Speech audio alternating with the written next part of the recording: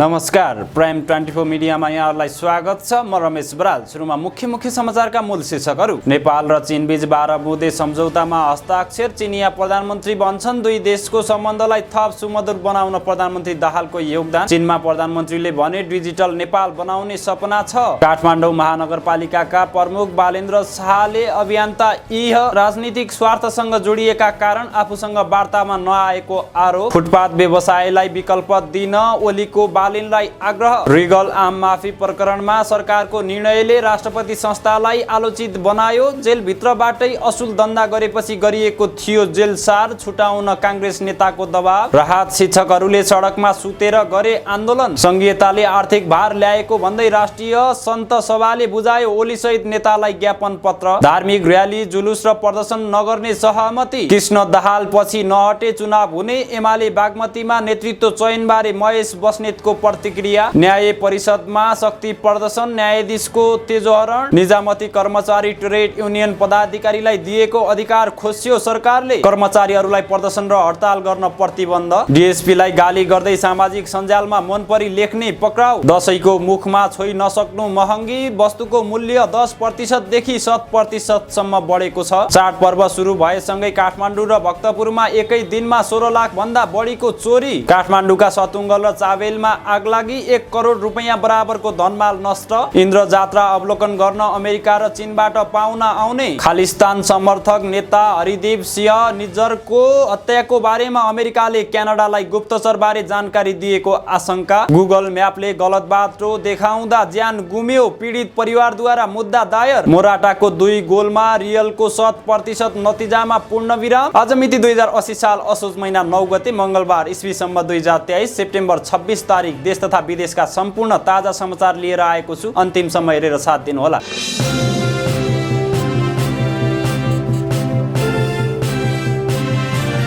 अब समाचार विस्तारमा। नेपाल र चीन बीच विभिन्न विकास परियोजना अन्तर्गत 12 वटा सम्झौतामा हस्ताक्षर भएको छ। बेजिङ स्थित ग्रेट हल अफ दि पिपुलमा प्रधानमन्त्री पुष्पकमल दाहाल प्रचण्ड र चिनिया समकक्षी ली छ्याङ बीचको भेटवार्तापछि द्विपक्षीय सम्झौतामा हस्ताक्षर भएको हो। कृषि, पूर्वाधार, विद्युत लगायतका 12 वटा परियोजनामा हस्ताक्षर भएको प्रधानमन्त्री सचिवालयले जनाएको छ। सम्झौताको औपचारिक जानकारी संयुक्त प्रेस विज्ञप्ति मार्फत गराइने सचिवालयले जनाएको छ। दाहाल र चिनिया समकक्षी छ्याङ बीच भेटवार्ता अघि चिनिया जनमुक्ति सेनाले गार्ड अफ अनर प्रदान गरेको थियो। त्यस्तै आजै बिहान प्रधानमन्त्री दाहाल र चिनिया जनक काङ्ग्रेस नेता अध्यक्ष झाओ लिजी बीच भेटवार्ता भएको थियो। भेटमा चिनिया प्रधानमन्त्री ली छियाङले चीन नेपाल बीचको सम्बन्धमा नयाँ ऊर्जा थपिएको चीनले महसुस गरेको बताएका छन्। प्रधानमन्त्री छियाङले नेपालका प्रधानमन्त्री दाहाल भ्रमण द्विपक्षीय सम्बन्धको विस्तार र सुदृढीकरण गर्न थप सहयोगी बनेको बताएका छन्। उनले प्रधानमन्त्री प्रचण्डले चीन नेपाल सम्बन्धलाई थप सुमधुर बनाउन योगदान पुर्याएको उल्लेख गरेका छन्। प्रधानमन्त्री छियाङले नेपालको सदियौं पुरानो एक छिमेकी रहेको चीनले सदैव नेपालको विकास, समृद्धि र हित चाहेको धारणा राखेका थिए। उता प्रधानमन्त्री पुष्पकमल दाहाल प्रचण्डले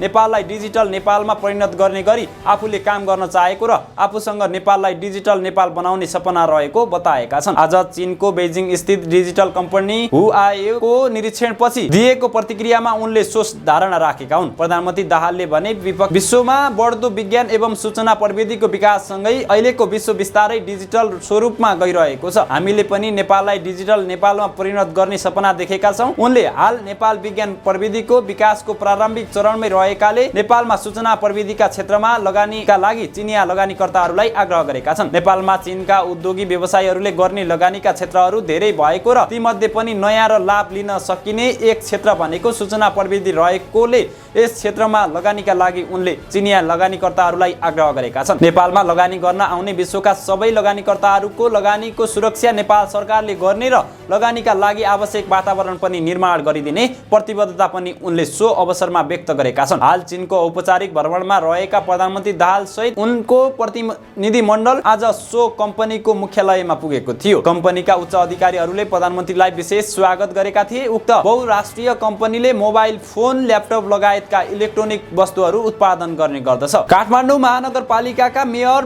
प्रमुख बालेन्द्र शाह बालेनले अभियन्ता यी राजनीतिक स्वार्थसँग जोडिएका कारण आफूसँग वार्तामा नआएको आरोप लगाएका छन्। राष्ट्रिय सभागृह बाहिर उभिएर फुटपाथ व्यवसायको उचित व्यवस्थापन गर्नुपर्ने जनाउँदै हप्ता दिनदेखि सभागृह अगाडि धरना दिइरहेका यी लगायतका अभियन्ताहरूलाई बालेनले यस्तो आरोप लगाएका हुन्। बालेनले सोमबार सामाजिक सञ्जालमा लेखेका छन्, लोकतान्त्रिक अभ्यासमा सबै कुरा समाधान संसदबाट नै हुनुपर्छ भन्ने कुरामा हामीले बुझेका छौँ। सायद कुनै राजनीतिक स्वार्थ जोडिएर आउन नखोज्नु भएको होला भन्ने हामीले बुझेका छौँ। साथै उनले अभियन्ताहरू राजनीतिक स्वार्थका कारण आफूले वार्तामा बोलाउँदा पनि नआएको बताउँदै के हामीले वार्ता उहाँहरूका लागि नेतासँग गर्नुपर्ने हो भनी प्रश्न समेत गरेका छन्। फुटपाथ व्यवसायीको उचित व्यवस्थापन गर्नुपर्ने विषयलाई लिएर यी लगायतका अभियन्ताहरू राष्ट्रिय सभागृह बाहिर बसेर महानगरको विरोध गरेको हप्ता दिन भइसकेको छ। आइतबार नेपाली काङ्ग्रेसका महामन्त्री गगन थापाले काठमाडौँ महानगर र अभियन्ता यीसँग शीघ्र वार्ता हुनुपर्ने बताएका थिए। फुटपाथमा रहेर व्यवसाय गर्नेहरूको उचित विकल्प खोज्न माग गर्दै अभियन्ता यीले आन्दोलन गरिरहेका बेला नेकपा एमालेका अध्यक्ष केपी शर्मा ओलीले पनि फुटपाथ व्यवसायको व्यवस्थापन गर्न काठमाडौँ महानगरपालिकाका मेयर बालेन शाहसँग आग्रह गरेका छन्। एमालेले बागमती प्रदेश अधिवेशनको उद्घाटन समारोहमा अध्यक्ष ओलीले फुटपाथ व्यवसायीलाई विकल्प नदिई महानगरले ज्यादती गरिरहेको आरोप पनि लगाएका छन्। उनले आफू अभियन्ता यीले गरेको आन्दोलनबारे जानकार रहेको पनि बताएका छन्। उनीहरूले नगर प्रहरीहरू आतंक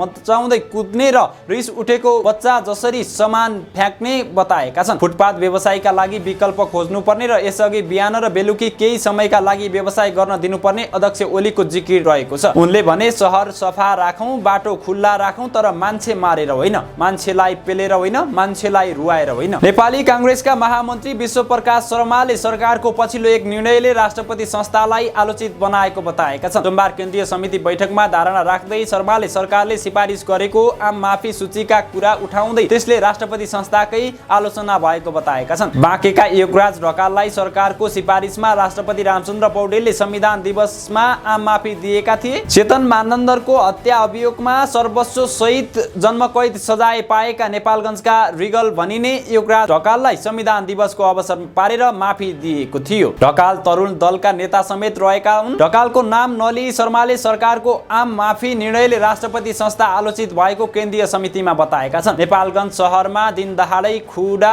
प्रहार गरी व्यक्ति हत्यामा आजीवन कारावास सजाय पाएका थिए रिगल डन भनिने योगराज ढकालले, अर्थात् अदालतबाट हत्यारा ठहरिएका व्यक्ति हुन् उनी। उनका निम्ति 2080 को संविधान दिवस भाग्य आजमाउने दिन बन्यो। संविधान दिवसको अवसर पारी राष्ट्रपति रामचन्द्र पौडेलको अनुमोदनमा 670 जनाले कैद माफी पाएका थिए। त्यही सूचीभित्र परेका थिए रिगल डन पनि, तर उनी 2080 असोज 3 गते सरकारको सिफारिसमा राष्ट्रपतिबाट माफी पाएर जेलमुक्त भएका छन्। जेलबाट निस्कदा अपराध कर्मबाट माफी पाए जस्तो नभएर महान राजनीतिक बन्दी मुक्त जसरी नै उसको स्वागत भएको थियो। तिनलाई नेपाली काङ्ग्रेसको भारतीय संगठन तरुण दलका नेता कार्यकर्ताले झडप सहित लावा लस्कर गाडीले स्वागत गरेका थिए। प्रमाणित हत्यारा अदालतबाट छुट्दा कुनै चुनावै जिते जसरी खादा माला पहिरियो, अबिर दलेर नेपालगञ्ज लगियो, सँगै सार्वजनिक समारोहमा भाषण समेत गरे। योगराज ढकाल नेपालगञ्जमा हप्ता असुली सहितका क्रियाकलापमा संलग्न थिए। उनको समूह बनेको थियो असुली धन्दा सञ्चालन गर्न। त्यो समूहले भारततिर जाने बसको टिकट तथा भन्सारबाट प्राप्त हुने कमिसनमा 10% हिस्सा लिने गरेको थियो। काठमाडौँ केन्द्रमा कुमार घैटे निकट मानिन्थे उनी। रिगलको समूहमा आयो। फुटेसँगै चेतन मानन्दरले छुट्टै समूह बनाए। रिगलको समूहका सदस्यले प्रहरीमा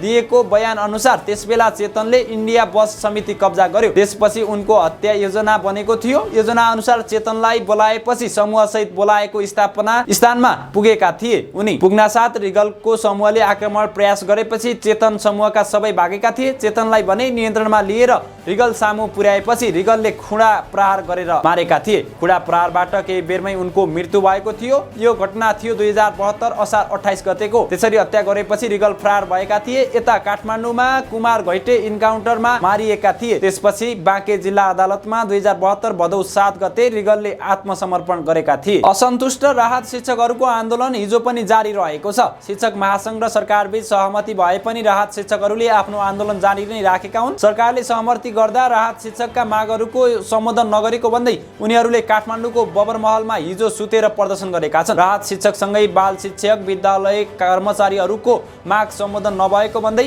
उनीहरूले प्रदर्शन नयाँ स्वरूप अपनाएका हुन्। गत शुक्रबार सरकारले शिक्षक महासंघसँग 6 बुँदे सहमति गरेको थियो। यो सहमतिपछि नेपाल राहत शिक्षक केन्द्रीय समितिले विज्ञप्ति जारी गर्दै आफूहरूको माग सम्बोधन नभएको बताएका थिए। सरकारले शिक्षक कर्मचारीहरूलाई गुमराहका रूपमा राखेको र झारो टार्न यो सहमति गरेको भन्दै राहत शिक्षकको आपत्ति छ। राहत शिक्षकको व्यवस्थापनको लागि परीक्षाको व्यवस्थापन गर्नुपर्ने उनीहरूको माग छ। पेन्सनबाट वञ्चित गराएको विद्यालय कर्मचारीहरूको बारेमा कुनै कुरा नराखेको विषयमा शिक्षकहरू आन्दोलित छन्। देशभरिका सन्त महन्तहरूले सन्त सभा गरी कार्य समिति गठन गर्नुका साथै मौलिक सनातन धर्म संस्कृति र परम्परा संरक्षण गर्न माग गर्दै प्रमुख प्रतिपक्षी दलका नेता केपी शर्मा ओली सहित नेताहरूलाई ज्ञापन पत्र बुझाएका छन्। सन्त महन्तहरूले शनिबार राजधानीमा एक सन्त सभा गरी कार्य समिति गठन गर्दै सनातन धर्म संस्कृति माथिको निरन्तर प्रहार र देशको अर्थतन्त्र दिनानुदिन कमजोर हुँदै गइरहेकोमा चिन्ता पनि प्रकट गरेका छन्। सन्तहरूको भेलाले राष्ट्रिय सन्त सभा गठन गरेको छ। राष्ट्रिय सन्त सभाका प्रतिनिधिहरूले आइतबार प्रमुख प्रतिपक्षी नेता केपी शर्मा ओलीलाई सनातन धर्म र संस्कृतिमाथि निरन्तर भइरहेको प्रहारप्रति चिन्ता व्यक्त गर्दै पहल कदमी लिइदिन आग्रह गरेका थिए। जवाफमा नेता ओलीले सनातन धर्म संस्कृति नेपाली सभ्यताको अभिन्न अङ्ग रहेको उल्लेख गर्दै यसको संरक्षणमा आफ्नो तहबाट लाग्ने प्रतिबद्धता दिएको उनलाई उद्धृत गर्दै सन्त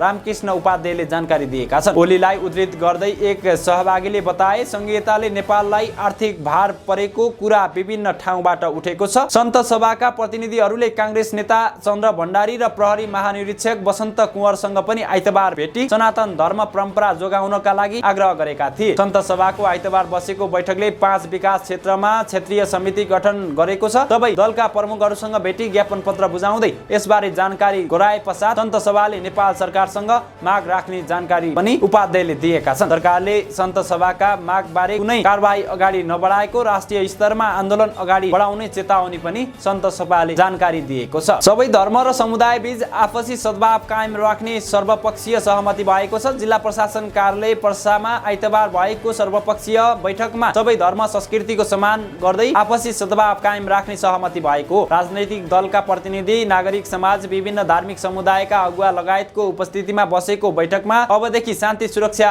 अमन चैनमा असर पर्ने गरी धार्मिक एवं सामुदायिक प्रकारको र्याली, जुलुस, प्रदर्शन र बन्द हडताल नगर्ने सहमति भएको पर्साका निमित्त प्रमुख जिल्ला अधिकारी शिव प्रसाद लम्सालले जानकारी दिएका छन्। बहुजातीय, बहुभाषिक, बहुधार्मिक एवं बहुसांस्कृतिक विशेषता युक्त हाम्रो राष्ट्रको गरिमामयलाई आत्मसात गर्दै सबै धर्म एवं सम्प्रदायसँग सम्बद्ध संस्थाहरू विविधता बीचको एकता, सामाजिक सांस्कृतिक ऐक्यबद्धता, सहिष्णुता र सद्भावलाई संरक्षण एवं प्रवर्धन गर्ने हिसाबले समतामूलक समाजको निर्माणमा अगाडि बढ्ने हाम्रो राष्ट्रको मर्म र रहे अनुसार शान्ति अमन चैनमा खलल हुने किसिमका धार्मिक एवं सामुदायिक प्रकारका र्याली, बन्द आदि कार्यक्रम एवं गतिविधि कुनै पनि सङ्घ संस्था एवं समुदायले नगर्ने र यसमा सबै राजनैतिक दल, स्थानीय तह, नागरिक समाज, संस्था, क्षेत्र लगायतका सरकारवालाले सहयोग गर्ने सहमति पत्रमा उल्लेख छ। मूर्ति विसर्जनको क्रममा सर्लाहीको मलङ्गवामा दुई पक्षबीच विवादलाई लिएर हिन्दू समाजले हिजो वीरगञ्ज बजार बन्द गराउँदै प्रदर्शन गरेको थियो। सो क्रममा प्रहरी र प्रदर्शनकारी बीच विवाद भएको थियो।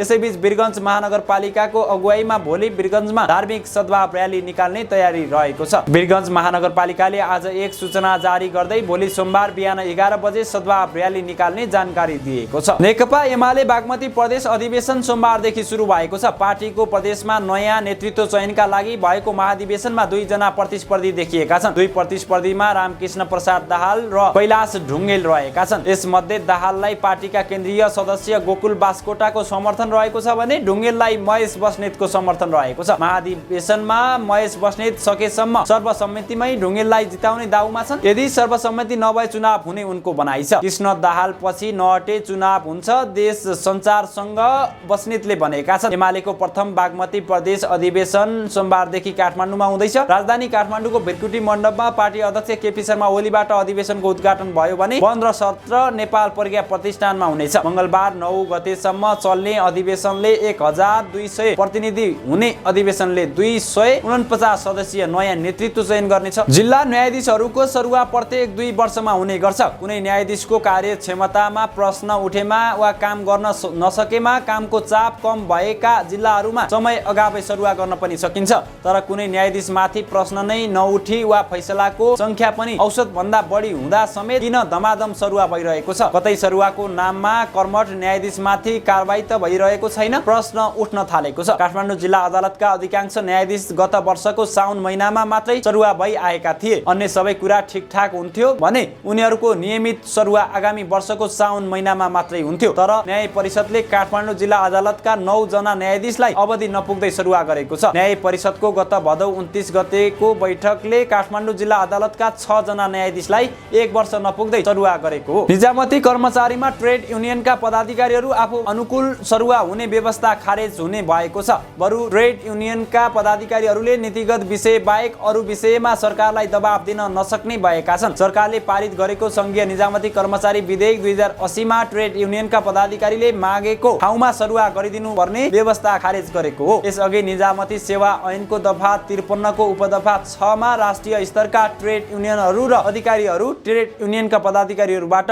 आफ्नो कार्यक्षेत्र अनुकूलको सरुवाको माग भएमा अख्तियारवालाले सरुवाको व्यवस्था मिलाउनु पर्ने उल्लेख थियो। मन्त्री परिषदले गत भदौ 21 गते पारित गरेको निजामती सेवा विधेयकमा उक्त प्रावधान खारेज गरेर यस्ता संगठनहरूले सैद्धान्तिक विषयमा सल्लाह दिने बाहेक कुनै पनि कर्मचारीको सरुवा बढुवा वा वृत्ति विकास सम्बन्ध विषयमा दबाब दिन वा प्रभावमा पार्न नहुने व्यवस्था गरिएको छ। नीतिगत विषय बाहेक कुनै पनि कर्मचारीको सरुवा बढुवा वा वृत्ति विकास सम्बन्ध विषयमा दबाब दिन वा प्रभाव पार्न हुँदैन। विधेयकको दफा 129 को उपदफा 8 मा उल्लेख छ। कुनै पनि कर्मचारीलाई ट्रेड युनियनमा आबद्ध हुन दबाब दिन वा बाध्य बनाउन हुँदैन। यस्तै सरकारले कार्यालय प्रमुख भएर काम गर्नुपर्ने राजपत्राङ्कित कर्मचारी बाहेक अधिकृत स्तर वा सोभन्दा मुनिका कर्मचारीले ट्रेड युनियन खोल्न र सदस्य लिन सक्ने पुरानै व्यवस्था कायम गरेको छ। निजामती कर्मचारीको ट्रेड युनियनलाई महासंगठन गर्ने, त्यसको सदस्य बन्ने, अन्तर्राष्ट्रिय संघ वा महासंघको सदस्य बन्ने र आफ्नो संस्थाको तर्फबाट प्रतिनिधित्व गर्ने अधिकार हुनेछ। त्यस्तै निजामती सेवासँग सम्बन्धित कानुनको निर्माण गर्दा नेपाल सरकारले निजामती कर्मचारीको आधिकारिक ट्रेड युनियनको सल्लाह र सुझाव लिन व्यवस्था पनि विधेयकमा छ। ट्रेड युनियनका पदाधिकारी र सदस्यहरू स्वदेश तथा विदेशका विभिन्न सेमिनारहरूमा सहभागी हुँदा सरकारलाई भार नपर्ने गरी 30 दिनसम्मको काज बिदा लिन सक्ने प्रावधान पनि विधेयकले गरेको छ। विधेयकको नयाँ व्यवस्था अनुसार निजामती कर्मचारीहरूले प्रदेशमा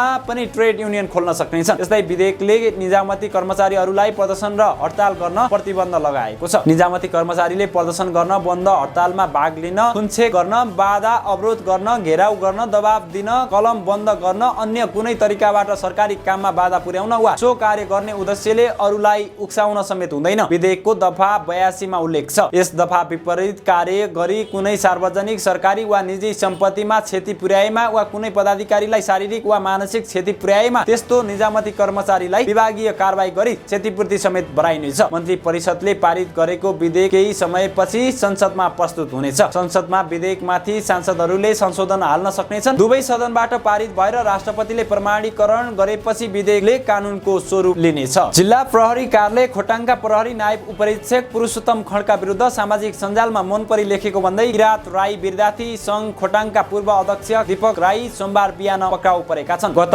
बिहिबार कोशी प्रदेशका खानेपानी, सिंचाई, ऊर्जा तथा स्वास्थ्य मन्त्री तिलक कुमार मेनाङ्गोलाई कालो झण्डा देखाउने क्रममा खड्काले लाठीचार्ज गरेको विषयलाई लिएर राईले सामाजिक सञ्जालमा अपशब्द लेखेकोले पक्राउ गरिएको हो। खोटाङका प्रमुख जिल्ला अधिकारी सन्त कुमार सुनारका अनुसार सामाजिक सञ्जालमा धुन चती लेखेकाले सबक सिकाइएको बताएका छन्। यो भनाइ मसँगै छ। सामाजिक सञ्जाल फेसबुकमा धुन धान लेखेछ, सबक सिकाउँदै छ। प्रजीय सुनारले भने एकचोटिका लागि माफी दिनु पर्ला। डीएसपीले पहिचान पक्षधरहरूलाई नियतवश फसाउन खोजिरहेकाले यस विरुद्ध निर्णायक आन्दोलन गर्नुपर्ने किरात राई यायुख्या खोटाङका अध्यक्ष युक्सन किरातीले बताए। मास किरात खोटाङमा नियतवश पहिचानवादीहरूलाई फसाउन खोजिरहेको छ। किरातीले भने पहिचान विरोधी गतिविधि किमार्थ सह्य हुने छैन। यसको विरुद्ध निर्णायक आन्दोलन गर्छौं। विगत 2 महिना यता खाद्यान्न र दैनिक उपभोग्य वस्तुको मूल्य 10% देखि 7% सम्म बढेको छ। उपभोग्य वस्तुको बजार मूल्य आकाशीय पनि अनुगमन गरी बजारलाई नियमन गर्नेतर्फ राज्यले चासो राखेको छैन, जसको मारमा आम उपभोक्ता परेका छन्। 2 महिना अघिसम्म 130 रुपैयाँ किलो पाइने मुसुरीको दाल अहिले 160 रुपैयाँ किलो पुगेको छ। त्यस्तै किलोको 180 पर्ने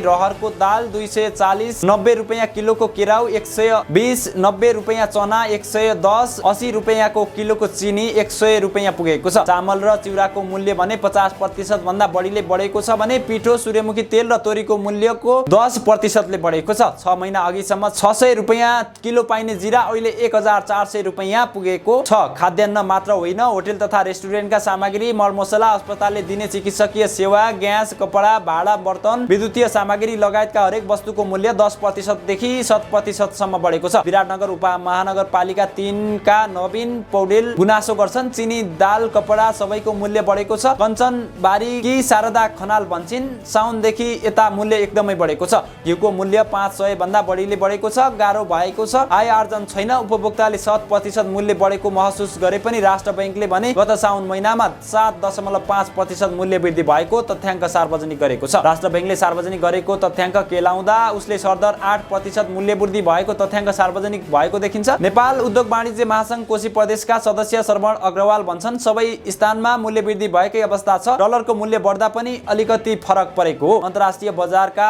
आधारमा कुनको मूल्य बढ्नुपर्ने हो, कुनको मूल्य व्यापारीले आफू खुसी बढाएका हुन् भन्ने कुराको अनुगमन गरी बजारलाई नियमन गर्ने कार्यबाट राज्य चुकेको छ। यसको मूल्य उपभोक्ताले चुकाइरहेको भेटिएको छ। चाडपर्व सुरु भएसँगै चोरीका घटना बढ्न थालेका छन्। प्रहरीका अनुसार केही दिन यतादेखि काठमाडौँ, भक्तपुर लगायतका क्षेत्रमा चोरीका घटना बढेका उजुरी पर्न थालेका छन्। प्राय दिउँसो तथा रातिको समयका चोरीका घटनाहरू बढ्न थालेको प्रहरी प्रधान कार्यालय प्रहरी महानिरीक्षकको सचिवालयले जनाएको छ। केन्द्रीय प्रहरी प्रवक्ता तथा प्रहरी नायब महानिरीक्षक कुबेर कठायतले काठमाडौँको घट्टेकुलो चोक नजिक बस्ने चन्द्रकेशरी बज्राचार्यको घरमा, भक्तपुरको गठागर स्थित अरनीको बस्तीमा बस्ने सबिन निरौलाको कोठा र भक्तपुरको ददीकोट नयाँ बस्तीमा सानुमाया चित्रकारले कोठामा चोरी भएको बताएका छन्। उनका अनुसार बज्राचार्यको घरबाट नगद 1,60,000, विभिन्न सुन तथा चाँदीका गहना र पूजा गर्ने सामान गरी करिब 6,66,000, निरौलाको कोठाबाट ल्यापटप, घडी र नगद गरी करिब 1,07,000 तथा चित्रकारको कोठाबाट करिब 9,65,700 बराबरको धनमाल चोरी भएको छ। प्रहरीले सामानहरू चोरी गरी हाल फरार भएका व्यक्तिहरूको खोजी गर्नुको साथै यस सम्बन्धमा आवश्यक अनुसन्धान गरिरहेको प्रहरी प्रधान कार्यालयले जनाएको छ। मेला पर्व तथा चाडबाड नजिकै गरेकाले चोरी गर्नेहरू सक्रिय हुने हुँदा आवश्यक सावधानी अपनाउन प्रहरीले सबैमा आग्रह गरेको छ। काठमाडौँका सन्तुङ्गल र चाबिलमा आगलागी हुँदा करिब 1 करोड रुपैयाँ बराबरको धनमाल नष्ट भएको छ। चन्दागिरी नगरपालिका 11 मा रहेको चप्पल कारखानामा आगलागी हुँदा 90 लाख रुपैयाँ भन्दा बढी र चाबेल स्थित एक घरमा आगलागी हुँदा 10 लाख रुपैयाँ बराबरको धनमाल जलेर नष्ट भएको प्रहरीको प्रारम्भिक अनुमान छ।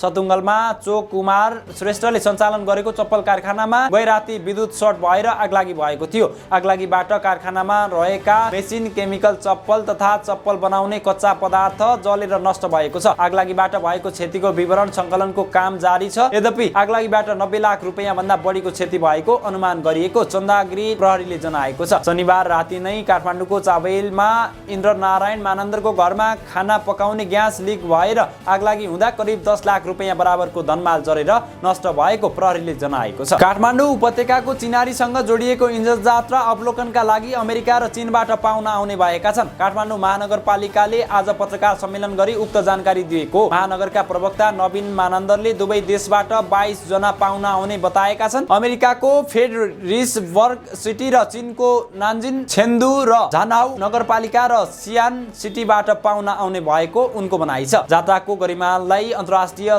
स्तरमा प्रवर्धन गर्ने उद्देश्यले महानगरले 2076 सालबाट भगिनी सम्बन्ध स्थापना भएका नगरपालिकाबाट पाहुना बोलाउन थालेको हो। ती पाहुनालाई इन्द्रजात्रा अवलोकन हुने रुटमा पर्ने हनुमान ढोका, केन्द्रीय सम्पदा पदयात्रा, हाँडीगाउँ, स्वयम्भू र भक्तपुर दरबार क्षेत्रको समेत अवलोकन गराउने तयारी भइरहेको मानन्दरको भनाइ छ। सबै पाहुनाहरू मङ्गलबार आइपुग्नेछन्। जात्राको सुरुको दिन दिवगत आत्माको चिर शान्तिको कामना गर्दै कान्तिपुरी नगरीको परिक्रमा गरिनेछ। असोज 11 गते इन्द्रजात्राको मुख्य दिन हो। सो दिन बढी भिडभाड हुने भएकाले व्यवस्थापन समितिले विशेष सुरक्षा बढाएको छ। उक्त दिन 180 स्वयंसेवक परिचालन गरी जनपथ र सशस्त्र प्रहरी तथा महानगरको प्रहरीले विशेष सुरक्षा दिनेछ। जात्रा अवधिमा हुन सक्ने आगलागीको जोखिमलाई ध्यानमा राख्दै बारुद यन्त्रको समेत व्यवस्था गरिएको छ। असोज 15 गते नानीचा या अर्थात् अन्तिम दिन हनुमान ढोकाको परिसर, प्याफल, नरदेवी, किलागल, भेडासिंह, मध, इन्द्रचोक र मखन क्षेत्रमा सवारी निषेध गरिएको छ। कार्यक्रम अनुसार असोज 9 गते बिहान 10:37 जाँदा लिङ्गो ठड्याउने, असोज 10 गते जीवित देवी कुमारी, गणेश र भैरवको पूजा गरी रथयात्रा गराउने समेत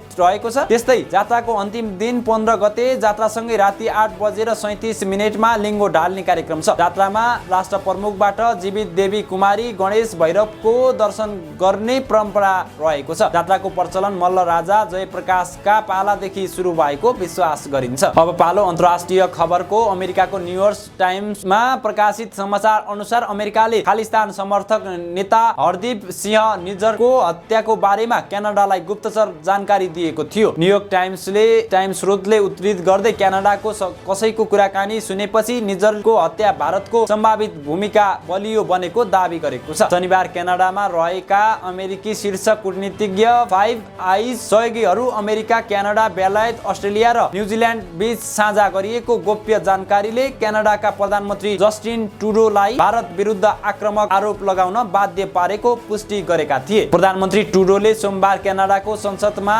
निज्जरको हत्यामा भारतीय एजेन्सीहरूको संलग्नता हुन सक्ने आशंका व्यक्त गरेका थिए। क्यानाडाको भारतीय कूटनीतिज्ञ पवन कुमार रायलाई स्वदेश फर्किन आदेश पनि दिएको थियो। त्यसपछि दुई देशबीचको सम्बन्ध बिग्रिएको छ। भारतले क्यानाडाको आरोपलाई अस्वीकार गर्दै उसको आरोप बेतुकको र उत्तेजक भएको बताएको छ। भारतले नयाँ दिल्लीमा रहेका क्यानाडियाली कूटनीतिज्ञलाई 5 दिनभित्र भारत छाड्न भनेको छ। साथै क्यानाडाबाट भारत आउने भिजा प्रक्रिया पनि अस्थायी रूपमा रोकिएको छ। वर्षौंदेखि क्यानाडामा बस्दै आएका हरदीप सिंह निज्जरको जुनमा हत्या भएको थियो। निज्जरलाई चरमपन्थी भन्दै भारतले क्यानाडा सरकारसँग उनलाई सुपुर्दगी गर्न माग गरिरहेको थियो। भारत सरकारले यसै साता पन्जाबमा रहेको निज्जरको सम्पत्ति जफत गरेको छ। अमेरिका निवासी फिलिप प्याक्सनको परिवारले उनको मृत्युको लागि गुगललाई जिम्मेवार ठहराएको छ। गुगल म्यापले 9 वर्ष अघि भत्केको पुलमा गाडी चलाउन आग्रह गरेको परिवारको आरोप छ। गुगलले नक्सा अपडेट नगरेको र यही लापरवाहीका कारण फिलिपले ज्यान गुमाएको उनीहरूको भनाइ छ। फिलिपको सन् 2022 मा उत्तरी क्यारोलिनाको हिकोरीमा भत्किएको पुलमा गाडी चलाउँदा त्यहाँबाट खसेर मृत्यु भएको थियो। गुगलका प्रवक्ताले कम्पनीले पीडित परिवारको आरोपमाथि अनुसन्धान गरिरहेको बताएका छन्। यता परिवारले अहिले गुगल विरुद्ध मुद्दा नै हालेका छन्। यस विषयमा सेप्टेम्बर 19 मा वेक काउन्टी सिभिल अदालतमा मुद्दा दायर गरिएको थियो। फिलिपका 2 छोरी छन्। छोरीको 9 जन्मदिनको पार्टीका लागि उनले साथीको घरबाट कार लिएर गएको र त्यसको क्षेत्रसँग परिचित नभएकाले गुगल म्यापको सहारा लिएको परिवारको भनाइ छ। परिवारका वकिलका अनुसार अँध्यारो र वर्षा बीच सावधानीपूर्वक सवारी चलाउँदा उनले गुगल म्यापको नक्सा बमोजिम निर्देशन पालना गर्दै पुरानो पुलमा गाडी लगेका थिए, तर गाडी त्यहाँबाट तल खसेको थियो। पुल सन् 2013 सालमा नै भाँचिएको वकिलको भनाइ छ। त्यसपछि स्थानीयले अनलाइन नक्सा परिवर्तनका लागि गुगलमा पटक पटक सम्पर्क गरे पनि हुन सकेको थिएन। गुगलका प्रवक्ताले समाचार एजेन्सी एपी न्यूजलाई भने प्याक्सन परिवारप्रति हाम्रो गहिरो संवेदना छ। हाम्रो उद्देश्य नक्सामा सही जानकारी उपलब्ध गराउनु हो र हामी यस विषयमा समीक्षा गरिरहेका छौं। अब खेल खबर। अलभारो मोराटाले 2 गोल गरेपछि एथलेटिक म्याड्रिडले आफ्नो चिर प्रतिद्वन्दीमाथि शानदार जित निकाल्दै ला लिगामा रियल म्याड्रिडको 100% सुरुवातमा पूर्ण विराम लगाएको छ। आइतबार राति भएको खेलमा एथलेटिकको 3-1 गोलले विजयी बनेको छ। रियलका पूर्व फरवार्ड मोराटाले सामुएल लिनोको खतरनाक क्रसलाई गोलमा परिणत गर्दा एथलेटिकोले 4 मिनेटमै अग्रता लिएको थियो। एन्टोनी ग्रिजम्यानले अर्को हेडरको साथ 2-0 को अग्रता बनाएका थिए। टोनी क्रुसले रियलका लागि 1 गोल फर्काए पनि दोस्रो हाफको सुरुवात नै साउल निगुएसले बललाई जाली चुमाउँदै मोराटाले एथलेटिको जित सुनिश्चित गरेका थिए। जितले एथलेटिकोलाई तालिकाको 5औं स्थानमा पुर्याएको छ, जबकि यस सिजनमा पहिलो पटक अङ्क गुमाएको रियल बार्सिलोना र जिरोना पछि तेस्रो स्थानमा छ। हवस् त, आजका लागि सम्पूर्ण ताजा समाचार अन्त्यसँगै हामीलाई बिदा दिनुहोस्। दैनिक ताजा समाचार अपडेट हेर्नका लागि हाम्रो यस युट्युब च्यानललाई सब्स्क्राइब गर्न र सँगै रहेको बेल आइकनलाई थिच्न पनि नभुल्नुहोला। यतिन्जेल हामीलाई हेरेर साथ दिनुभएकोमा यहाँहरूलाई धेरै धेरै धन्यवाद।